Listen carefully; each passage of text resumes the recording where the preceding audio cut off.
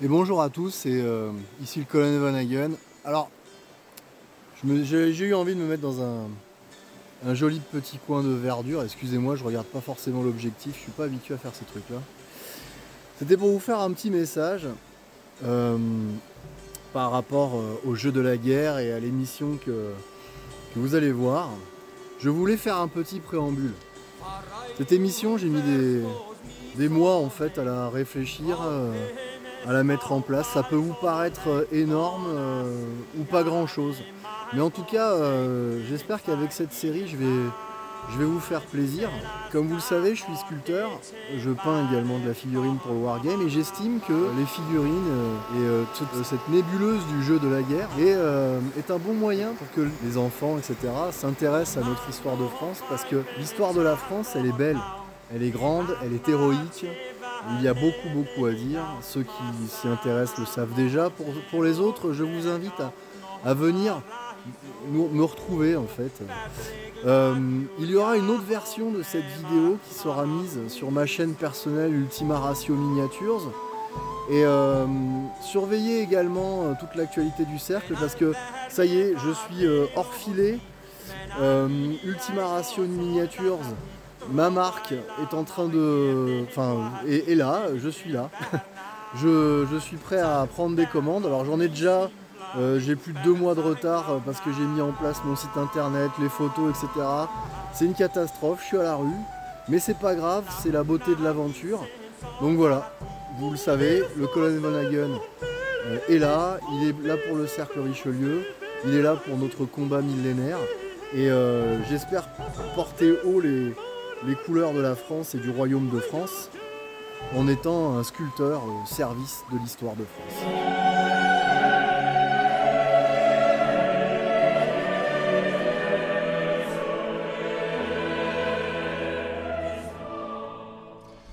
On a pour habitude d'attribuer la naissance du wargame, du jeu de guerre, au Kriegspiel que les Prussiens pratiquaient dans les écoles militaires.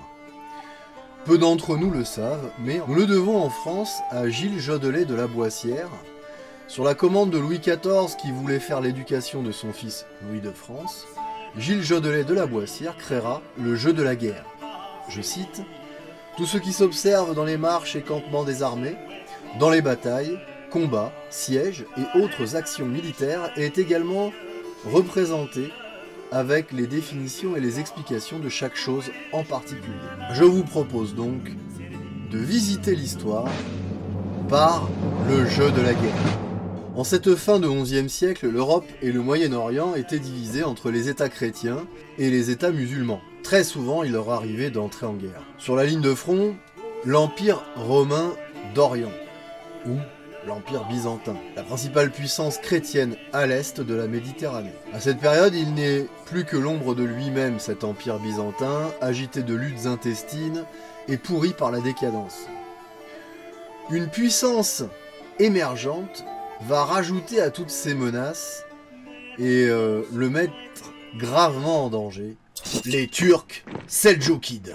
Venus d'Asie centrale, migrant depuis le nord, ils se convertirent à l'islam sunnite. À grands coups de sabre et d'arc, montés sur leurs petits chevaux rapides, ils se taillèrent un vaste empire. En 1071, à la bataille de Manzikert, ils infligent une lourde défaite à l'Empire byzantin, capturant même l'empereur Romanos Diogène. La majorité de l'Anatolie est à eux. Les cités de Nicée et Antioche, majoritairement chrétiennes, tombent aux mains des Turcs seldjoukides. En 1092, le grand sultan seldjoukide Malik Shah décède et son empire commence à se fragmenter. L'empire byzantin est de nouveau menacé alors que les chefs de guerre locaux cherchent territoire et richesse. En 1095, le basileus Alexis Ier Comnène appelle le pape Urbain II à son secours. Il souhaite avoir un soutien militaire de ses frères chrétiens de l'Ouest. Ce n'était pas la première tentative du basileus, mais cette fois les résultats seraient différents des fois précédentes. L'ancien moine de Cluny, Urbain, prit l'appel du basileus au sérieux et, comme une opportunité, bénit. Il avait là la chance de concilier les églises de l'Ouest et de l'Est, séparés par le grand schisme, mais aussi afin de minimiser l'importance de l'antipape Clément, soutenu par Henri, le saint-empereur germanique, qui était empêtré dans des accusations honteuses de la part de son épouse. C'était une bonne opportunité afin d'assurer l'autorité papale auprès des barons et des évêques rebelles de la chrétienté de l'Ouest, mais aussi repousser les infidèles et reprendre les sites les plus sacrés de la chrétienté, principalement Jérusalem, soumise à 400 ans de contrôle musulman. Il faut noter ici que 5 des villes les plus importantes de la chrétienté, donc Rome, Byzance, Antioche, Jérusalem et Alexandrie, sur ces 5 villes, 3 étaient aux mains des infidèles. La conséquence fut une élévation du statut de Rome et de Byzance et produisit une rivalité croissante entre les deux cités. En France, Urbain II prêcha pour la croisade au concile de Clermont, devant le clergé et la noblesse, ainsi que la foule des fidèles. Il exhorta les chevaliers chrétiens à aller à l'Est, pour aider leurs frères chrétiens d'Orient et libérer Jérusalem de l'emprise musulmane. Il leur offrit une motivation spirituelle unique, qui, seulement par la dévotion, et non pour l'honneur et l'or, ira à Jérusalem pour libérer l'Église de Dieu, sera absous de tous ses péchés. Il faut bien reconnaître que les chevaliers chrétiens mettaient bien souvent leurs âmes en péril lorsqu'ils guerroyaient et pas toujours pour de bons motifs. Le pape leur offrait alors la chance de la rémission à leurs péchés par la croisade. Jérusalem était une ville qui captivait l'imagination des hommes de cette époque. C'était l'endroit le plus saint de la terre. Les chroniqueurs nous disent que la foule lui répondit au cri de « Deus vult! Deus vult ! Dieu le veut! Dieu le veut !» L'appel du pape fut prêché à travers l'Europe, déclenchant une vague de ferveur religieuse. Des milliers de seigneurs, des chevaliers, des gens ordinaires voulaient voyager jusqu'à la Terre Sainte et combattre pour le Christ. Ils se marquaient alors d'une croix, et ils deviendront les Cruces Signatus, les croisés. Certains de ces hommes virent à l'Est un moyen d'obtenir fortune et célébrité. Mais principalement, ils cherchaient le sauvetage spirituel en voulant entreprendre un long, complexe et dangereux voyage pour sauver leurs âmes des feux de l'enfer. Urbain II voulait une croisade menée par la noblesse et composée de chevaliers et de guerriers et de soldats expérimentés. Mais le succès de son appel amena des milliers de villageois et de paysans à prendre la croix en s'inspirant du prêtre français bien connu, Pierre l'Ermite, qui devint le meneur de la croisade du peuple, avec un autre chevalier rentré dans la légende, Gauthier sans avoir. À l'été 1096, la croisade du peuple, grande de 20 à 40 000 personnes en fonction des chroniqueurs, commença son voyage à l'est. Le groupe principal, mené par Pierre l'Ermite, voyagea le long du Danube. Mais ils étaient mal disciplinés, peu préparés, c'était une foule. Quand ils arrivèrent à court de nourriture en Hongrie, ils attaquèrent et pillèrent les campements chrétiens. Ils allèrent même jusqu'à attaquer l'Empire byzantin, c'est dire. Quand ils arrivèrent à Constantinople, le Basileus les fit rapidement passer en Anatolie pour s'en débarrasser. C'était à la fois pragmatique et cynique. Mais il faut dire que 20 à 40 000 personnes n'allaient pas rajouter à la bonne marche de cet empire qui déjà vacillait. Et ce fut un très grand malheur. Car arrivés en Anatolie, ces gens se firent massacrer par les Turcs seldjoukides. Pendant ce temps, certains des plus puissants seigneurs de la féodalité européenne s'organisaient pour partir en Terre Sainte. Bien sûr, c'étaient des hommes rompus à la guerre, rompus à l'exercice de l'organisation d'une campagne longue et périlleuse, et ils ne connurent pas le même sombre sort que la croisade des Gueux. Venus de Lorraine, on comptait Godefroy de Bouillon, avec son frère Baudouin de Boulogne, le bien connu, et Eustache. On pouvait compter également le triste sire Hugues de Vermandois, le jeune frère du roi de France, le comte Robert de Flandre et le duc Robert de Normandie, fils de Guillaume le Conquérant. Il y avait également Étienne de Bourg. Au sud, en Provence, vint se croiser le comte Raymond de Saint-Gilles, et c'est de cette ville du sud, du Puy, qu'aujourd'hui on appelle le Puy-en-Velay, que nous vint le légat du pape, Adhémar de Monteil, évêque du Puy et réputé bretteur. De l'Italie du Sud, de cette terre italienne conquise de haute lutte par les Normands, nous vint le sieur Bohémond de Tarente et son neveu Tancrède de Hauteville, un neveu haut en couleur comme vous pourrez le voir par la suite. Tous ces contingents convergèrent vers Constantinople, quelquefois pour le plus grand effroi du Basileus lorsqu'il vit arriver les Normands de Bohémond de Tarente, qu'il avait déjà affrontés à de nombreuses reprises par le passé. Les chroniqueurs nous disent que, ensemble, ils formaient une armée d'environ 60 000 hommes, ce qui est considérable et qui ne s'était pas vu depuis la chute de l'Empire romain. Le Basileus, Alexis Comnène, fut extrêmement surpris de voir débarquer une telle foule de soldats. Il s'attendait principalement à une aide mercenaire, pas à voir débarquer dans sa cour la plus grande partie des grands seigneurs que comptait l'Occident. Et comme je l'ai dit, Bohémond de Tarente lui causa tout un souci incroyable. Il se méfiait beaucoup de lui. Mais bizarrement, Bohémond se fit extrêmement conciliant. Godefroy de Bouillon également, qui était un chevalier d'une très grande sagesse.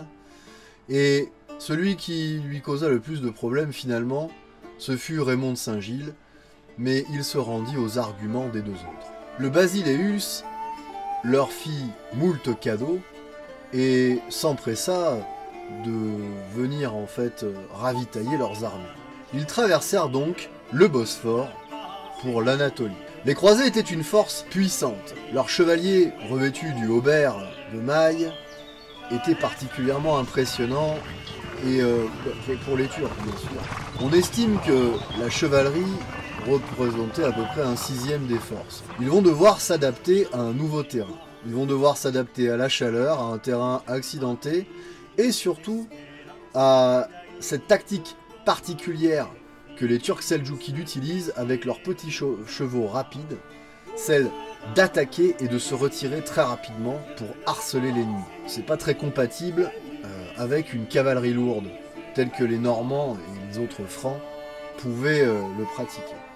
Les croisés arrivent en Anatolie à un moment plus que favorable, puisque l'Empire seldjoukide est en lutte contre lui-même depuis la mort de Malik Shah.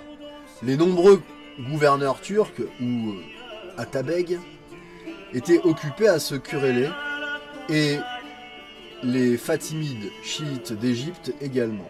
Aucune de ces forces n'était préparée à affronter les croisés. D'ailleurs, ils ne comprenaient pas ce que venaient faire ces gens-là et quel était leur but. Le premier succès des croisés, c'est le siège de Nicée, sur lequel peut-être nous reviendrons. Nicée tomba au bout de 6 semaines. Cette ville se rendit aux armées byzantines, bien sûr. Les croisés, les soldats en fait, en furent assez déçus car ils avaient pour habitude de se payer sur les villes qui se rendaient en les pillant. Or, la ville se rendit directement aux Byzantins, frustrant toute velléité de paiement. Et c'est ainsi que, sous l'intense chaleur de l'été, les croisés se mirent à marcher vers le sud en traversant l'Anatolie. Ils décidèrent de se scinder en 2 colonnes, à l'avant-garde celle de Bohémond de Tarente et à l'arrière-garde celle de Godefroy de Bouillon. Et c'est près de Doriléum que l'avant-garde de Bohémond fut prise à partie par une force importante des Turcs. Selon les chroniqueurs, voici comment cela a pu se dérouler. Voici comment on peut estimer que cela s'est déroulé. Tout d'abord, les éclaireurs normands notèrent un petit campement d'éclaireurs seldjoukides et en notifièrent Bohémond qui estima que ce n'était pas une très très grande menace. Il décida donc d'établir son campement car ce jour était en train de s'achever et le campement fut établi, la garde montée. Quelle ne fut pas leur surprise de se voir attaquer au matin par une grande force de cavalerie seldjoukide qui déferlait sur eux. Immédiatement, Bohémond de Tarente fit envoyer un message à l'arrière-garde en leur demandant de l'aide. Il positionna aussi ses chevaliers, ordonna à son infanterie de se mettre en défense autour du camp. Mais les croisés étaient attaqués de tous côtés. Ils recevaient volées de flèches sur volées de flèches de la part des archers turcs montés. La chevalerie de Bohémond chargea bille en tête contre la cavalerie turque seldjoukide. Mais bien plus lourd et donc bien plus lent, ils ne réussirent pas à établir le contact et les seldjoukides en fait ne faisaient que leur échapper inlassablement. Accusant quelques pertes, Bohémond de Tarente décida de rentrer avec sa cavalerie au camp, de démonter et de se mettre en défense autour du camp. Ils étaient proprement encerclés et littéralement bardés de flèches, seldjoukides. Une pluie incroyable leur tombait dessus.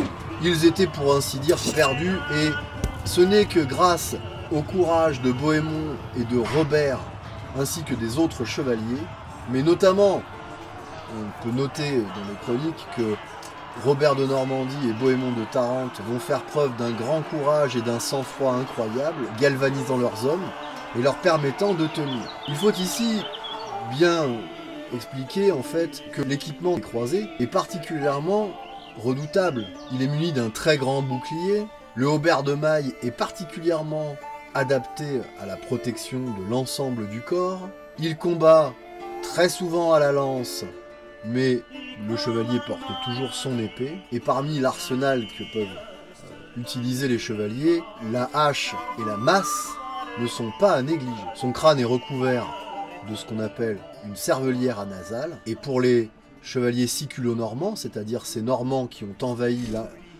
le sud de l'Italie ainsi que la Sicile, ils portent des cervelières anasales de type phrygien, c'est-à-dire en fait avec la pointe qui revient vers l'avant. Après plusieurs heures, les pertes augmentaient, mais les croisés tenaient bon. Pendant ce temps, Godefroy se dépêcha avec son arrière-garde pour rejoindre la bataille. Et ses troupes débarquèrent en plein milieu du combat. Sur le flanc gauche des Turcs, les croisés avancèrent, cachés par le terrain, et apparurent soudainement, menaçant d'encercler les Turcs. Tous les chevaliers chrétiens chargèrent ensemble, les Turcs paniquèrent et s'enfuirent. Ce fut une grande victoire pour les croisés qui leur permit de continuer leur avancée à travers l'Anatolie, sans réelle opposition. Les chevaliers croisés ne durent leur salut qu'à leur courage et à leur détermination, ainsi qu'à un équipement supérieur. Les Turcs avaient affronté pour la première fois les Francs, et ils étaient surpris également de leur hardiesse ainsi que de leur résistance aux dommages. Nous parlerons dans les épisodes suivants de la bataille d'Héraclée ainsi que de la marche des croisés vers Antioche. Merci, à bientôt.